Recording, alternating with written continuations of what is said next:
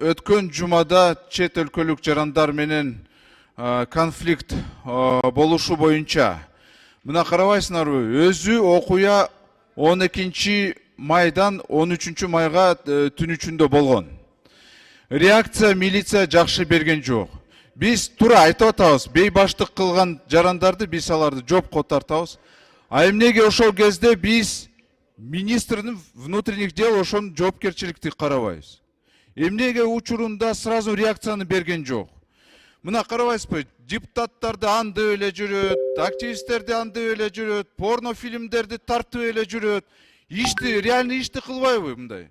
Жол коопсуздугу канча проблема бар. Керек болсо мына ОПГ менен милиция негизи күрөш керек болчу. Алар күрөшө албай, мына УКМК ошол менен алек болуп атат. Карабайсыңарбы, ушундай проблема, бир топ эле проблемалар чечилбей жүрөт да. Мен суранат элем, эмне себеп менен учурунда реакцияны бере албай, ошол эле бейбаштык кылган жарандарды жопко тартпай, жума күнүндө ошол WhatsApp группаларда рассылка болгондо эмнеге реакцияны сразу берген жок? Ошону менимче комитет караш керек. Жоопкерчилик анын дагы болуш керек да. Ошол боюнча эч ким айта элек да. Сураныч ошол протоколдук тапшырманы бериңиз. Рахмат.